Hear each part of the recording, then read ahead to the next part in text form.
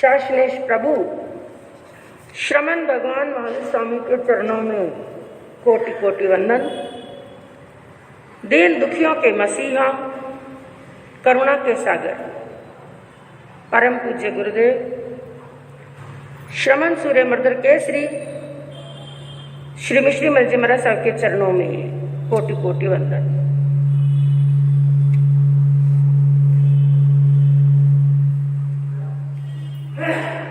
पाठ पर विराजमान परम श्रद्धेय परम विदुषी मधुर व्याख्यानी सरल मना पूज्य गुरुदेव जी महाराज साहब के चरणों में कोटि कोटि वंदन।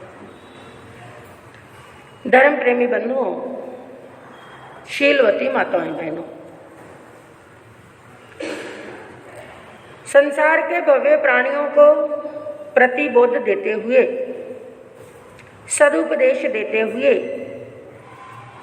अपनी अंतिम देशना श्रीमद् उत्तराध्ययन सूत्र के अंदर प्रभु ने उपदेश फरमाया, लाभा लाभे सुहे दुखे जीविये मरणे तहाँ समो निंदा प्रशंसासु समो माणा वमान।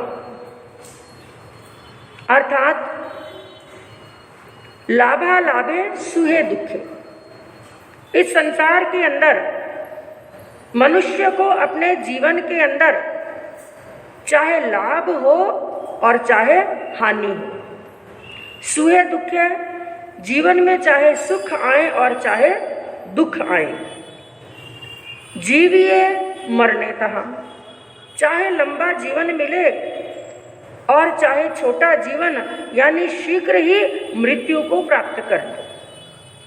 समो निंदा प्रशंसासु, चाहे उसकी कोई निंदा करे और चाहे प्रशंसा करे। समो माणा व मानव, चाहे संसार के अंदर कोई उसका सम्मान करे और चाहे अपमान करे, लेकिन हर स्थिति के अंदर, हर परिस्थिति के अंदर समो जो क्या रखता है, समभाव। चाहे जीवन में लाभ है, चाहे हानि है, चाहे दुख है, चाहे सुख है, चाहे जीवन है या मरण है, निंदा है या प्रशंसा है, सम्मान मिले या अपमान मिले, अनुकूल परिस्थिति आए चाहे प्रतिकूल स्थिति आए, संकट आए चाहे विपत्ति हो चाहे संपत्ति हो, हर परिस्थिति के अंदर जो ना सुखी होता है और ना ही दुखी, ना खुश होता है ना आंखों में से आंसू बहाता है, और जो हर परिस्थिति के अंदर विषमता की ओर नहीं जाता है, हर परिस्थिति के अंदर समभाव रखता है, ऐसा मनुष्य ही सच्चा साधक होता है। वही सच्चा साधक है।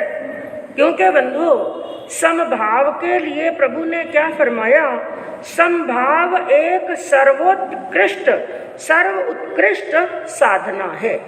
समभाव से बढ़कर के कोई साधना हो ही नहीं सकती। किसे कहते हैं समभाव? ना सुखी ना दुखी, ना हंसी ना किसी प्रकार का आंखों में से आंसू बहाना, यानी हम कह सकते हैं विषम भाव के अंदर नहीं जाना। क्योंकि जो संभाव है ना, ये आत्मा का स्वभाव है। संभाव क्या है? आत्मा का स्वभाव है। विषम भाव आत्मा का स्वभाव नहीं। ये क्रोध मान माया लोभ राग द्वेष ईर्ष्या घृणा, ये जितनी भी चीजें हैं ये सब विषम भाव है। जैसे ही क्रोध में आत्मा गई, क्रोध जागृत हुआ, तो समझ लेना आत्मा ने अपना स्वभाव छोड़ दिया और आत्मा किसमें चली गई है? विषम भाव में। तो पहले तो संभाव को समझने का प्रयास करना कि संभाव है क्या। तो जैसे ही प्रतिकूल परिस्थिति होती है, हमारी आत्मा हमारा मन झटके से हम विषम भाव के अंदर चले जाते हैं, अपने स्वभाव को छोड़ देते हैं। लेकिन विषम भाव के अंदर ज्यादा देर नहीं रह सकते। एक उदाहरण के माध्यम से, जैसे पानी है, पानी का स्वभाव क्या है? शीतलता, लेकिन वो भी एक मर्यादा तक। पानी का स्वभाव शीतलता है, लेकिन एक मर्यादा, एक लिमिट तक। उसी पानी को फ्रिज के अंदर रख दिया, एक बर्तन में डाल करके फ्रीजर के अंदर रख दिया, और वहां पर रखने से क्या हो गया? आइस। फ्रीजर में रखने से तो आइस जम के ठंडा हो गया एकदम, लेकिन इतना ठंडा होना उसका स्वभाव नहीं है। समझना चाहिए वो विषम भाव है, खुद का स्वभाव नहीं। तो आइस जमी, लेकिन आइस जमने के बाद में वापस उस बर्तन को फ्रीजर में से निकाल करके बाहर रख दिया, और बाहर रखने के बाद में धीरे धीरे आइस क्या हो जाएगी, गलनी शुरू हो जाएगी और पानी बन जाएगा। लेकिन इतना ठंडा हुआ पानी भी धीरे धीरे उस ज्यादा ठंडक को त्याग करके अपने पहले वाली स्थिति में आ जाएगा। उसी प्रकार उसी पानी को एक बर्तन में डालकर चूल्हे पर चढ़ा दिया, पानी उखलने लगा, लेकिन इतना गर्म होना भी उसका स्वभाव नहीं है। और उखलने के बाद में अब पानी को चूल्हे से नीचे उतारा, धीरे धीरे धीरे ठंडा होते होते पहले वाली परिस्थिति में आ जाएगा। एक मर्यादा में शीतलता होना पानी का स्वभाव है। उसी प्रकार हमारी आत्मा का स्वभाव भी यही है। मैं कहूँ आपसे कोई कहे कि आप गुस्सा करो, कितनी देर गुस्सा कर सकते हैं? 5 मिनट, 10 मिनट, 15 मिनट, ज्यादा किसी के शरीर में ताकत है तो आधा घंटा, 1 घंटा। तो आधा घंटा 1 घंटा के बाद में आपको अपने आप अपनी परिस्थिति में क्या करना पड़ेगा? हाँ, क्योंकि वो क्रोध आत्मा का स्वभाव नहीं है, समभाव आत्मा का स्वभाव है। तो समभाव से बढ़कर के कोई उत्कृष्ट साधना नहीं है, समभाव से बढ़कर कोई जप नहीं है, समभाव से बढ़कर कोई तप नहीं है। और समायिक के लिए भी प्रभु ने क्या फरमाया? समभावो ही समाय्यम, समभाव ही सामायिक है। और यदि समभाव नहीं है तो सामायिक कितनी भी कर लो, चाहे रोज की 5-5 सामायिक कर लें, चाहे साधु की भी सामायिक पाल लें, लेकिन यदि संभाव नहीं है, 1 मिनट में क्रोध आ गया, 1 मिनट में खुश हो गए, 1 मिनट में तुष्ट हो गए। वो कहते हैं ना, क्षणे रुष्टा क्षणे तुष्टा। कई मनुष्य ऐसे होते हैं, 1 मिनट के अंदर खुश हो जाते हैं और 1 मिनट के अंदर क्या आ जाता है? क्रोध। और क्रोध की बीमारी तो आजकल सबको लगी हुई है। हाँ, किसी को थोड़ी ज्यादा है और किसी को थोड़ी कम है। तो समभाव किसे कहते हैं? संभाव, ना खुशी ना दुख, ना राग ना द्वेष, ना मनोज्ञ के प्रति राग ना अमनोज्ञ के प्रति द्वेष, ना कुछ अच्छा और ना ही कुछ बुरा। ऐसी परिस्थिति को कहते हैं समभाव। और बंधुओं, प्रभु ने अपने आगमों के अंदर फरमाया, समभाव से ही शांति का उद्भव होता है। उद्भव यानी जन्म, जन्म होना। आज मनुष्य को क्या चाहिए? शांति। किसी को भी पूछो कि भाई आपको क्या चाहिए, थोड़ा जोर से बोलिए। हाँ, शांति चाहिए तो ये प्रवचन थोड़ा ध्यान से सुन लेना। और जिस जिसको शांति चाहिए, हाँ, और मेरे हिसाब से शांति किस किस को चाहिए? सबको। इसलिए ध्यान से सुनना और गहराई से चिंतन करना, क्योंकि शांति का जन्म ही संभाव से होता है। जहाँ संभाव नहीं है वहां पर शांति नहीं है। और जीव को यदि शांति चाहिए, जीव को यदि संभाव की साधना ही करनी पड़ेगी, यदि उसको शांति जीवन में चाहिए, आनंद जीवन में चाहिए, लेकिन उसके लिए उसे कुछ रूल्स का पालन करना पड़ेगा। कुछ भी कार्य करते हैं उसके लिए कुछ ना कुछ रूल्स एंड रेगुलेशन होते हैं। तो यदि जीवन में शांति चाहिए, क्योंकि आज मनुष्य के पास में बाकी तो सब कुछ है, ऐसी बात नहीं है कि मनुष्य के पास में नहीं है। जो उसकी मूलभूत आवश्यकता है वो तो मोस्टली सबके पास में है।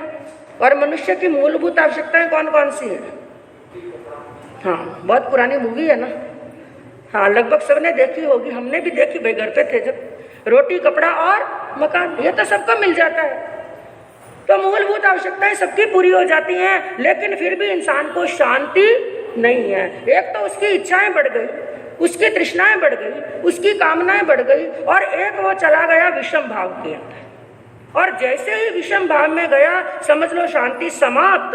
तो आज कई ऐसे करोड़पतियों को भी देखा जाता है, अरबपतियों को भी देखा जाता है, किसी चीज की कमी नहीं है। मोटा बंगला, और एक नहीं 4-4 बंगले बने हुए हैं, बड़ी बड़ी फैक्ट्रियां लगी हुई हैं, घर के अंदर बेटे पोते नौकर चाकर सब कुछ है। और घर के अंदर सभी प्रकार के गर्मी के, सर्दी के सभी साधन हैं, 5 इंद्रियों के, भोगों के सभी साधन घर के अंदर हैं। लेकिन फिर भी उनकी आंखों में से टपक टपक टपक टपक आंसू पड़ रहे हैं, और उनको रोते रोते ये कहते हुए सुना है कि महाराज साहब, घर के अंदर बाकी सब कुछ है, लेकिन 1 मिनट की भी शांति घर में अशांति हो गई, घर नर्क जैसा बन गया।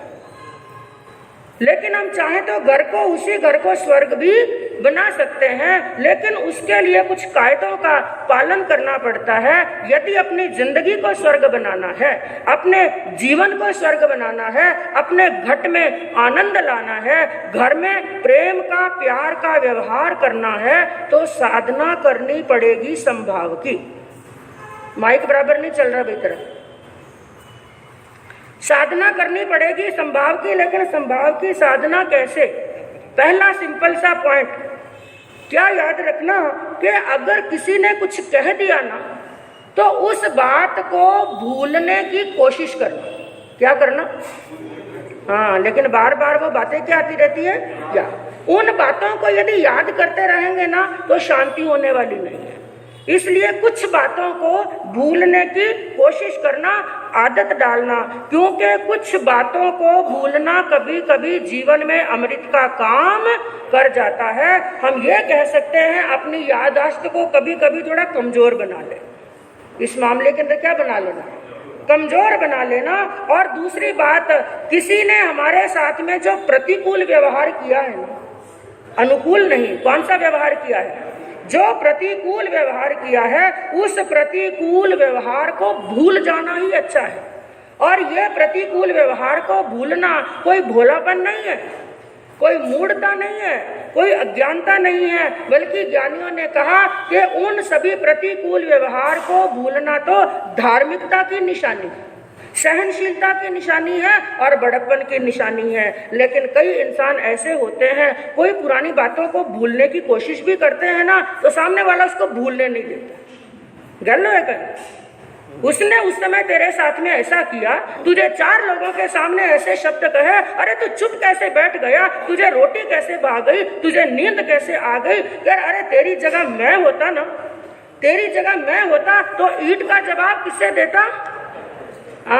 ईंट का जवाब पत्थर से देता। मैं तेरी तरह ऐसी मूर्खता करने वाला नहीं। कई लोगों की दृष्टि में वो मूर्ख बन जाते हैं, क्योंकि वो स्वयं मूर्ख है।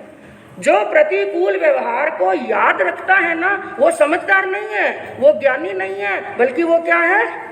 हाँ, और वो बताता मूर्ख किसको है? सामने वाले को। तो प्रतिकूल व्यवहार को भूलना मूर्खता नहीं है, बल्कि समझदारी है। और अपने रिश्तों में प्रेम रखने के लिए, घर को स्वर्ग बनाने के लिए कई बार हमें अंधा, बहरा, गूंगा और बुद्धू बनना पड़े ना, तो बन जाना। जैसे आपने घर के अंदर कोई ऐसा दृश्य देखा, आपको वो जमा नहीं, ये बेटे ने अच्छा नहीं किया, ये बहू ने अच्छा नहीं किया, उस समय आंखें होते हुए भी क्या बन जाना? हाँ, सोचना मैंने देखा ही नहीं, देखा ही नहीं, और मैंने देखा ही नहीं तो मुझे गुस्सा आएगा ही नहीं। कभी कभी अंधा बन जाना और कभी कभी क्या बन जाना? मैंने कुछ सुना ही नहीं।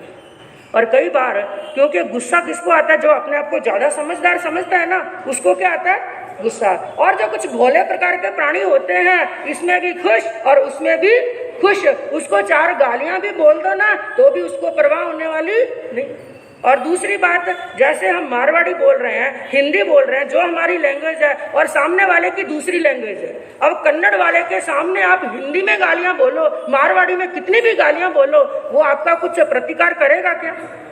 क्योंकि उसको समझ में नहीं आ रहा। इसलिए यदि कुछ प्रतिकूल व्यवहार होना, उस समय यह समझ लो मुझे कुछ सुनाई नहीं दे रहा है, मुझे इसकी भाषा समझ में नहीं आ रही है। तो कभी कभी अंधा, बहरा, गूंगा बन जाना भी और प्रतिकूल व्यवहार को भूल जाना भी हमारे लिए भी अच्छा है और परिवार के लिए भी अच्छा है। कभी कभी ये प्रैक्टिस करके देख लेना, बड़ा आनंद आएगा, बड़ी शांति मिलेगी। क्योंकि ईंट का जवाब पत्थर से देने से कभी शांति मिलने वाली नहीं है। एक कवि ने बड़ी अच्छी बात कही कि मुस्कुरा के जिनको गम का घूंट पीना आ गया, मुस्कुरा के जिनको गम का घूंट पीना आ गया, यह हकीकत है जहां में उनको जीना आ गया। जिसने गम के अंदर, संकट के अंदर भी मुस्कुरा करके गम का घूंट पी लिया है, हंस करके पी लिया है, यह कहना चाहिए जीवन में उसको ही जीना आया। प्रतिकूल परिस्थिति के अंदर भी चेहरे पर होनी चाहिए प्रसन्नता, चेहरे पर होनी चाहिए खुशी, लेकिन बड़ी विडंबना है, आज मनुष्य के पास में सब कुछ होते हुए फिर भी चेहरे की हंसी क्या हो गई है? सच में हो गई है ना? हाँ सर, इसलिए आजकल घर में तो हंसते हैं नहीं। हाँ, इसलिए आजकल लॉफिंग सेंटर में जाते हैं ना, और वहां पर जोर जोर से हंसते हैं। बाहर सड़क पर चलने वालों की भी आवाज क्या देती है? हाँ, अरे सच का अंदर का हंसो। चेहरे की हंसी तो गायब हो गई है, क्योंकि घर में अशांति और घट में अशांति और अशांति। क्यों? कि सहनशीलता है नहीं है, संभाव बिल्कुल है नहीं है, प्रतिकूल व्यवहार को हम भूलते नहीं है। इंसान के चेहरे की हंसी आज गायब हो गई है। कपड़े तो एकदम शरीर पर पहने हुए चमचमा रहे हैं, कपड़े चमचमा रहे हैं, गहने चमचमा रहे हैं, लेकिन जिसको चमचमाना चाहिए वो क्या पड़ गया है? फीका। और एक बात और याद रखना, जिंदगी में कई चीजें हैं जो आउट ऑफ फैशन हो जाती हैं। कपड़े भी आते हैं, 4 महीने 6 महीने साल भर फैशन चला और कपड़ा क्या हो जाता है? हाँ, पुराना, आउट ऑफ फैशन हो जाता है। और गहने भी आउट ऑफ फैशन हो जाते हैं। और आजकल तो खाने पीने की चीजें भी क्या है? थोड़ा जोर से बोलिए। हाँ, आजकल तो रोटी है ना, रोटी भी आउट ऑफ फैशन हो गई है। घर में रोटी 3 टाइम बने तो बच्चे लोग क्या कहते हैं? बच्चों की बात छोड़ो, आजकल तो हमारी बहनों को भी 3 टाइम रोटी नहीं बनती है। इसलिए ज्यादातर शाम को गोचरी जाते हैं ना, वहां पर रोटी सब्जी दाल चावल नहीं मिलते हैं। क्या मिलते हैं? थोड़ा जोर से बोलो ना भाई।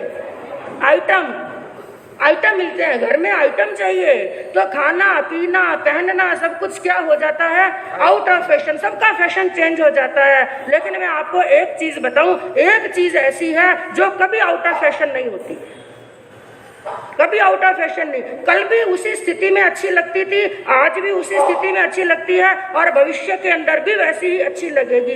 कभी आउट ऑफ फैशन नहीं होती है। और वो चीज कौन सी है? हंसता हुआ चेहरा, हंसता हुआ। हाँ, वो कभी आउट ऑफ फैशन हुआ? हाँ, आप रोते रोते किसी के सामने जाएंगे तो सामने वाला आपको देखकर रोएगा नहीं, लेकिन हंसते हंसते किसी के सामने गए तो सामने वाले की बत्ती सी भी, और एक की नहीं 100 की खुल जाती है। इसलिए हंसते रहना, चेहरे पर खुशी रखना, और ये सोचना जीवन में उतार और चढ़ाव तो किसके नहीं आते।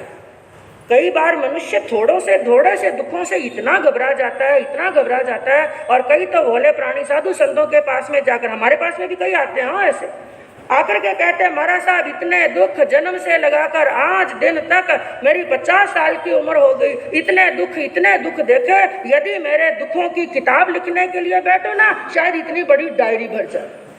और याद रखना, ये डायरी एक की नहीं सबकी भरती है। लेकिन अपने दुखों के सामने उन श्री राम के जीवन को देख लेना, महावीर के जीवन को देख लेना, माता सीता के जीवन को देख लेना, उनके जीवन में कितने दुख आए, उनके दुखों के सामने हमारा दुख तो कुछ भी नहीं है, लेकिन फिर भी दुखी हो जाते हैं। लेकिन याद रखना, उन दुखों से घबराओ मत, बल्कि क्या सोचो, ये उतार चढ़ाव ही जीवन है।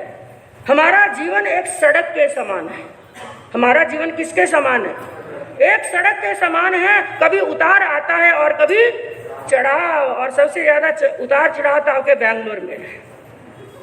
एक दिन गोचरी लेने के लिए जाते हैं, 3 उतार और 3 चढ़ाव आते हैं। जीवन उतार और चढ़ाव का नाम जीवन है। उतार और चढ़ाव नहीं तो वो जीवन नहीं। जैसे किसी व्यक्ति की छाती में दर्द हुआ, जोरदार दर्द हुआ, पीड़ा हुई, पहले तो सोचा शायद गैस्ट्रिक हो गया होगा, तो डाइजन गोली ली, लेकिन दर्द कम नहीं हुआ, पीड़ा असहनीय होने लगी। डॉक्टर के पास में लेकर के गए और डॉक्टर ने भी देखा गैस्ट्रिक तो नहीं है, छाती में जोरदार दर्द है। इसलिए डॉक्टर सबसे पहले कौन सी टेस्टिंग करवाते हैं? ECG। इको तो सेकंड स्टेज है। थोड़ी बहुत तो जानकारी हमने भी कर ली हो डॉक्टर। हाँ, आजकल तो आधे डॉक्टर बन गए, बनना जरूरी है। तो सबसे पहले ECG करते हैं, और ECG की रिपोर्ट आपके हाथ में आई। क्या विशेषता देखी आपने उसमें? कैसी होती है रिपोर्ट? ऊंची और नीची। इसका मतलब अभी तक सांस, अभी तक जीवन है, और लाइन हुई सीधी। मतलब राम नाम सत्य है, हरि का नाम सत्य है।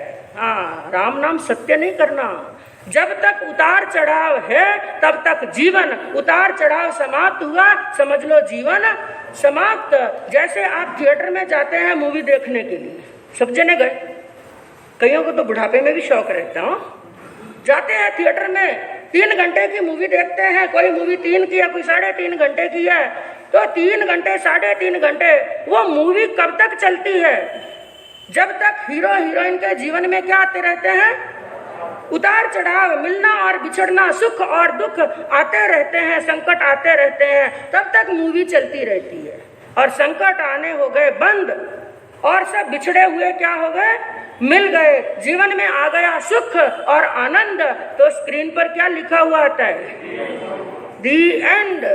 हमें अपने जीवन का दी एंड नहीं करना है। तो बंधुओं, यहाँ पर समझने की बात यह है, उतार और चढ़ाव, सुख और दुख ही जीवन है और बाकी तो मृत्यु के मरे हुए के समान है। तो हमारा यह जीवन, और इसके अंदर एक बात और समझना, परिस्थितियां आती हैं, किसके जीवन में नहीं आती?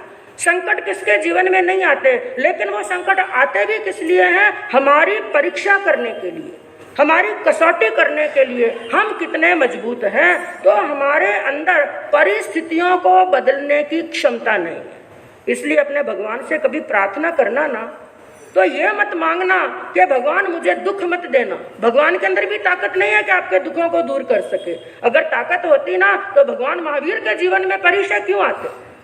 भगवान में भी ताकत नहीं है हमारे दुखों को दूर कर सकते। तो भगवान से यह कभी मत मांगना कि प्रभु मुझे दुख मत देना। एक चीज जरूर मांगना, हे प्रभु दुख जितने लिखे हुए हो मुझे देना, लेकिन दुखों को सहन करने की शक्ति देना। यदि सहन करने की शक्ति है ना तो दुख हमारा कुछ बिगाड़ने वाले नहीं है। तो परिस्थिति को बदलना हमारे हाथ में नहीं है। एक चीज है जिसको हम बदल सकते हैं, वो हमारे ही हाथ में। वो कौन सी चीज है? मन स्थिति। कौन सी? मन स्थिति, यानी अपनी सोच, अपनी सोच को, अपने विचार को, अपने चिंतन को। तो हमें परिस्थिति के अनुसार अपनी सोच को ढाल लेना चाहिए। कई बार परिस्थितियों के अनुसार मनुष्य को अपने निर्णय बदलने पड़े ना, तो निर्णय बदल लेने चाहिए। तो परिस्थिति को बदलना हमारे हाथ में नहीं है, लेकिन मन स्थिति को हम बदल सकते हैं। एक कवि ने कहा कि हालात बदलने पे पस्त होना मनुष्य की कमजोरी है। हालात ऐसे आ जाए ना, संकट परिचय आ जाए, उस समय पस्त नहीं होना। तो कहा हालात बदलने पे पस्त होना मनुष्य की कमजोरी है और हालात बिगड़ने पर अधिक चुस्त और दुरुस्त होना मनुष्य की ताकत है। जब संकट आ जाए ना, घबरा करके ढीला होकर के नहीं बैठना, बल्कि और क्या चाहिए? हिम्मत। आने दो, कितने कष्ट आते हैं, उस समय अपनी मनस्थिति को बदलना। जब हमारी मनस्थिति बदल जाएगी, सोच बदल जाएगी, तो परिस्थिति हमारा कुछ भी नहीं बिगाड़ सकती। परिस्थिति को नहीं, मनस्थिति को बदलना। और मनस्थिति को बदलने का उदाहरण बताती हूँ कि मनस्थिति को कैसे बदला जाता है। एक गुरु और शिष्य थे, आश्रम में रहते थे। एक बार का प्रसंग हुआ कि गुरुजी अंदर अपने ध्यान में बैठे थे और बाहर शिष्य बैठे थे, स्वाध्याय कर रहे थे। एक कोई भक्त आए होंगे गाय और बछड़ा लेकर। गाय बछड़ा लेकर आए और उस भक्त ने आकर के कहा शिष्य को कि गुरुदेव मैं ये गाय और बछड़ा आपके आश्रम को भेंट करना चाहता हूँ। शिष्य ने कहा भाई गुरुदेव की आज्ञा लेकर के आता हूँ। अंदर गए और जाकर के गुरुजी से आज्ञा मांगी। कहा एक भक्त आए हैं गाय और बछड़ा भेंट करने के लिए। गुरुजी ने कहा बेटा बड़ी अच्छी बात है, ले लो, रस्सी लो, रस्सी पकड़ो और गाय माता को ले जाकर के बांध दो, बछड़े को बांध दो। बड़ी खुशी की बात है, गौ माता आई है। और हिंदू धर्म के अंदर तो कहा गया कि गौ माता के अंदर 33 करोड़ देवी देवताओं का वास है। गाय माता आई, गाय की सेवा करने का अवसर मिलेगा, दूध मिलेगा, मक्खन मिलेगा, मिठाई मिलेगी, सब कुछ खाने को और पीने को मिलेगा। और सबसे बड़ी बात कि गौ माता की सेवा करने का हमें अवसर प्राप्त होगा। और उसके बाद में भी कहा गया गौ माता की एक बहुत बड़ी विशेषता बताई गई बंधु। कहते हैं जिस घर के द्वार पर गाय बंधी हुई होती है, उस घर के अंदर कैसा भी वास्तु दोष हो, सबके सब दोष। हाँ, इसलिए ये मत सोचना कि वास्तु दोष आजकल ही देखते हैं, ये तो बहुत पुराना ज्ञान है वास्तु दोष का, लेकिन उस समय देखने की आवश्यकता ही नहीं पड़ती थी। क्यों? क्योंकि घर के द्वार पर क्या बंदी होती थी? और आजकल घर के द्वार पर कौन बंधा होता है? कौन सा वास्तु दोष मिटाएगा? इसलिए डोर पर लिखा हुआ होता है, कुत्तों से सावधान। साधु संत भी बेचारे डर के मारे बाहर खिसक जाते हैं, कहीं शेर जैसा सामने आ गया तो गए काम से। तो जिस द्वार पर गाय बंधी हुई होती है ना, उस घर के अंदर कैसा भी वास्तु दोष हो, कोई प्रभाव पड़ने वाला नहीं है। एक बात यहाँ पर मैं और बताऊं, पुराने जमाने के अंदर घरों के अंदर आपने देखा होगा, घर के बीचों बीच एक चौक रखा हुआ होता था, खुला चौक होता ना, उस चौक का उसको कहते हैं ब्रह्म केंद्र। उसका भी यही प्रभाव था, चाहे कितना भी वास्तु दोष घर के अंदर हो तो वो दोष रहने वाला नहीं, सभी दोष मिट जाते थे। और आजकल घरों में अशांति क्यों है? इसीलिए कि घर के द्वार पर गाय नहीं है, बल्कि क्या बंधा हुआ है? कुत्ता। और किसी भी घर के अंदर चौक नहीं है, सब क्या कर दिया? पैक। हाँ, थोड़ी बहुत विंडो रखते हैं ना, हमारी बहनें उन विंडो को बंद रखती है। कई बार तो हम गोचरी जाते हैं ना, वहां पर इतनी गैस इकट्ठी हो जाती है, विंडो बंद करने के कारण से बाहर खड़े रहते हैं। अरे भाई, गोचरी के लिए बुलाना तो पहले विंडो खोलो, कम से कम हवा तो आनी चाहिए, जानी चाहिए। वो बहनें विंडो क्यों बंद रखती हैं? कहीं धूड़ मिट्टी, क्योंकि ये राजस्थान की मिट्टी में बड़ी नहीं हुई ना, जो राजस्थान की मिट्टी में बड़ी हुई उनकी खुशबू एक अलग ही होती है। तो वो चौक होता है तो वास्तु दोष होने वाला नहीं। बेटा, बड़ी अच्छी बात है, गौ माता आई, ले लो। गौ माता को बांध दिया, दिन निकलने लगे, गौ माता की सेवा हो रही है, पीने के लिए दूध मिल रहा है, दिन निकलने लगे। 6 महीने व्यतीत हो गए। 6 महीने व्यतीत हुए और देखिए वो भक्त एक बार वापिस आया। शिष्य ने देखा, आज कैसे आए भाई? उन्होंने आकर के कहा कि भैया आप ऐसा करो, जो मैं गाय दे करके गया था वो गाय मुझे क्या दे दो वापिस। दान दी हुई चीज भी कहीं वापिस ली जाती है। शिष्य के मन में कई प्रकार के विचार आ गए, अरे कैसे कैसे लोग रहते हैं दुनिया के अंदर, पहले हमने मांगा था क्या? पहले देकर गए क्यों? पहले दे दिया और वापिस मांगने के लिए आए। कई प्रकार के विचार आने लगे। गए गुरु के पास में बड़बड़ करते हुए, गुरुदेव ये कैसे लोग हैं, पहले गाय देकर के गए और आज गाय लेने के लिए आ। गुरु जी ने उसी मुस्कुराहट के साथ में कहा, बेटा बड़ी अच्छी बात है, ये तो उससे भी अच्छी बात है, फटाफट करो, जल्दी से जल्दी गाय की रस्सी उसके हाथ में दे दो। शिष्य ने गाय की रस्सी तो उसको पकड़ा दी, लेकिन वापस गुरुजी के पास में आया और कहा, गुरुजी आपको कोई टेंशन नहीं हुई क्या? कोई चिंता नहीं हुई? पीने के लिए दूध मिलता था, आपने कहा था गाय की सेवा करेंगे, लेकिन वो गाय देकर के गया, उस समय इतनी खुशी नहीं थी, आज गाय लेकर के गया जितनी खुशी आज आपके चेहरे पर है, ये खुशी क्यों? मुझे तो गुस्सा आ रहा है, टेंशन हो रहा है। उन्होंने कहा, नहीं बेटा, ये गुस्सा और टेंशन करने का अवसर नहीं है, प्रसन्न होने का अवसर है। कि वो कैसे?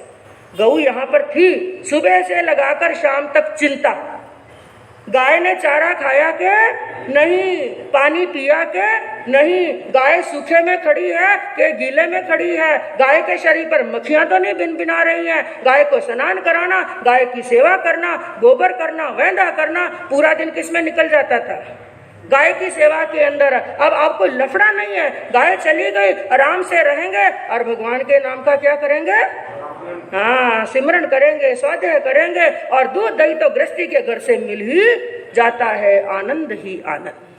गुरुजी परिस्थिति को नहीं बदल सके, उन्होंने किसको बदल दिया?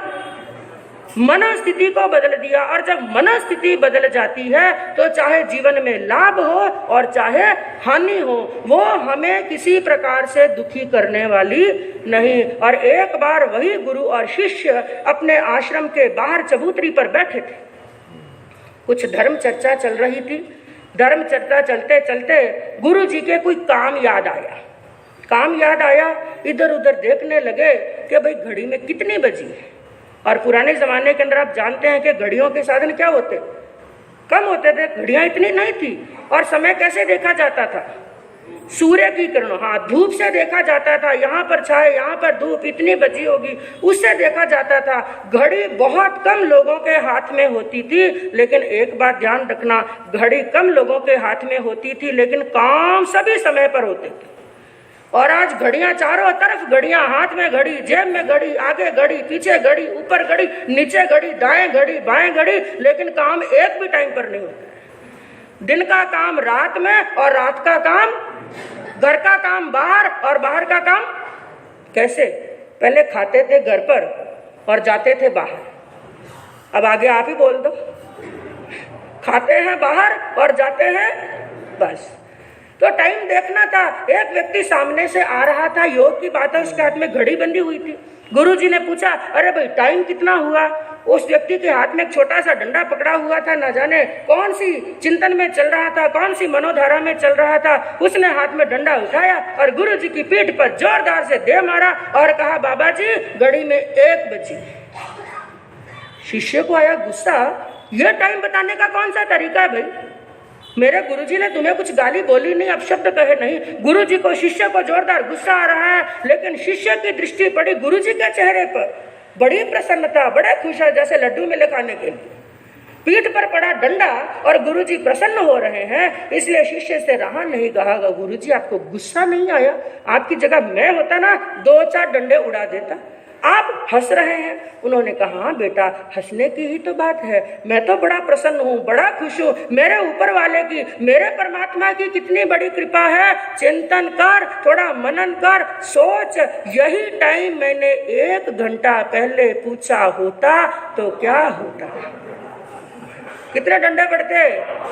1 में छुटकारा हो गया।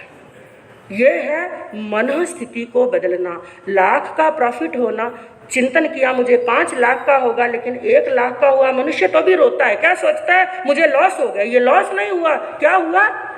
अरे कम से कम मेरे जेब का तो नहीं गया।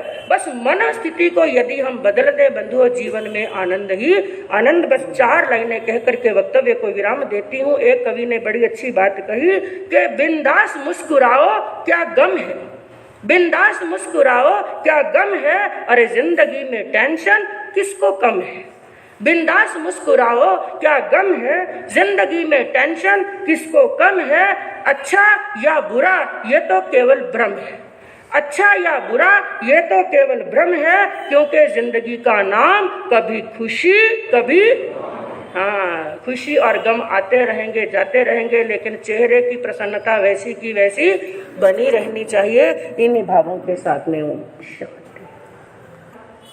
शासनेश प्रभु श्रमण भगवान महावीर स्वामी के चरणों में कोटि कोटि वंदन। दीन दुखियों के मसीहा, करुणा के सागर, परम पूज्य गुरुदेव